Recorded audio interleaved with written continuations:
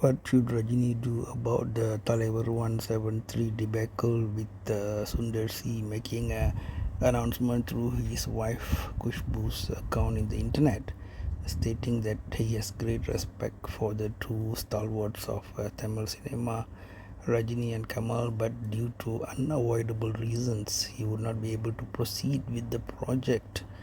So now the question is, what should Rajini do to tackle this situation? How does he solve this? So usually when we see a person's personality, character, track record, that helps us to come to a conclusion about what most likely they will do. But whether what they will most likely do is the right thing or not is a different question altogether. So if we look at track record of these three people, what has been said about Sundar C all these years is that he's a very flexible, happy-go-lucky kind of a director. In fact, his story about how he got the whole Arunachalam project is because where other directors talked about their own stories, Sundar C was willing to go along with the story that Rajinikanth said and give Rajinikanth motivation that that story will work out and it can be enhanced and so on. So that's how flexible he is, and the fact that he gave multiple films with the hero, mercurial hero Karthik, who was known to come late to the sets and even not come at all. However, the some internet media now have used this announcement to sort of paint Sundar C in the negative light, saying that recently Sundar C is a changed person due to his wife's political strength, as well as his small scale movies without big heroes doing well at the box office, except for the one with the Buddy Velu who recently gangers. So they say Sundar C has become overconfident and egoistic. Uh, well, I'm not denying that that thing could be possible, because when people have reached a very senior level, like what happened to Vadivelu recently with director Shankar on there's this royal movie King, where he acted as a king, right? Imse Arasan, I believe it is, part 2. So it became a big debacle, because what happens is that these humble people who start out being very flexible to everybody, after many years they see that they're able to perform consistently over many years. So you can call it arrogance or ego, or you can call it experience or a sense of self-confidence where they want to see in a project. So if Rajini and Kamal booked Sundar C thinking of him like he was 20-30 years ago as a young upcoming director, maybe they a bit surprised. There's a cultural shock there that now Sundar C wants maybe bigger salary, bigger say in the way the movie is made, all these kind of things.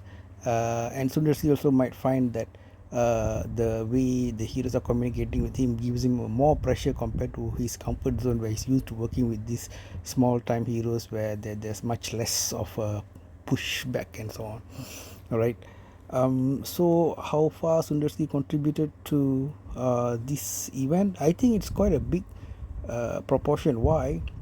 Is because, as many people correctly analyze, the announcement came from Sundar C's side, right?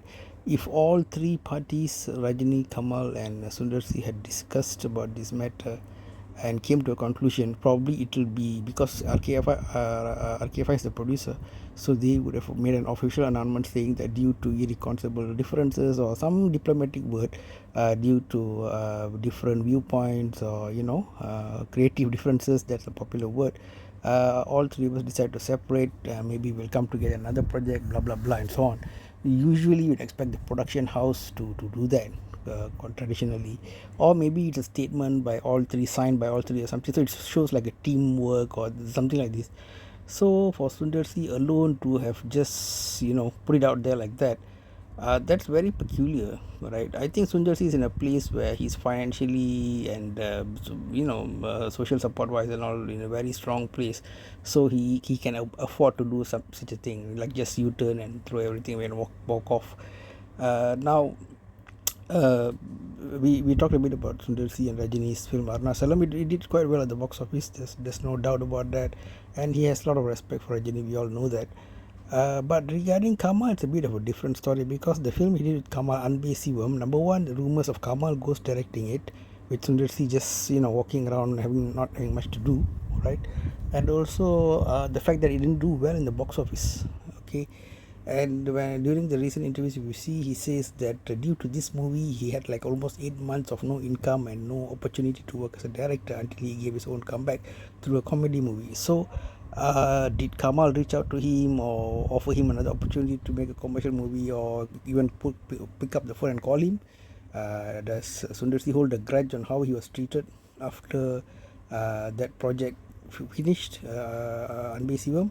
To a certain extent, we can see from the way he gave the interview that he was very upset, and it almost cost him his career after that film came out. So it's possible that he has been unhappy, and when this project came along, and he felt some limitation in terms of his freedom and all, everything came together, and he just walked away. Okay. And as some people in the media pointed out, it's also a great learning point for Rajini and Kamal, because it's a trend in Hollywood nowadays. Just give one line, and Rajini also has fallen into this trend. Give me a one-liner, and then okay, once you're booked, once they've announced it, only then they are developing the script. Imagine that. How could the script be good if you are scrambling to make a script in 2-3 months and then going for shooting and wrapping everything up in another 2-3 months? So I think the culture should change to finished script.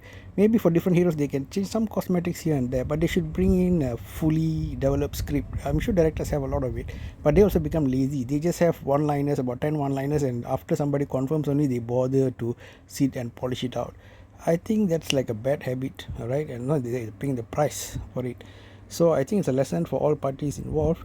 And Rajini, being the extremely forgiving, extremely flexible person, we know how he forgave Manorama and many other artists, how he's very flexible directors, even those who very much disagree. Even for Lokesh Kanagaraj, he very obediently acted in the movie, and only after the movie finished, he jokingly mentioned some criticism about the way Lokesh Kanagaraj did not put up a close-up shot, the way Lokesh Kanagaraj put the first shot as a death scene, and all these kind of things that he wasn't so happy about in the movie. So I feel most likely Rajini has less of a role here. So how can he handle this? I think to make Sundar Si happy, or to not give up on Sundar Si, because he might be affected also by the industry due to this.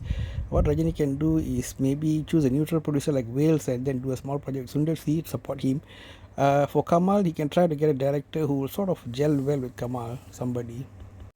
Maybe Venkat Prabhu would do, and do a quickie with Kamal, because Kamal, as the news grapevine goes, is lost a lot of money in the Maniratnam project, which he competed and took over from Rajini. That's another rumor, due to Suhasini, and that became a big debacle. And Rajini is trying to bail Kamal out, as Rajini has bailed many other people out before this. And there are some fans also who say that Lokesh and Kamal are like traps for you, Rajini. Why you go and hang around with them? Why you're trying to be hero or help them out and so on? They only bring you down, like what Paranjit did. So anyway, but hope that Rajini's pure heart or sincerity, spirituality helps bring the best out of everybody. Sundar Si gets another project with Wales, and Rajini can hit two birds one stone with that. And Kamal also is given one other small movie, quickie. Maybe Rajini can do two films, 2026. And subsequently, whether Rajini Kamal project materials or not, I don't think it's a big deal now at their stage in career, their age and all that. So that would be the best way I think Rajini would tackle the situation. What do you guys think? How should Rajini tackle this Thalaivar173? Take care. Bye bye.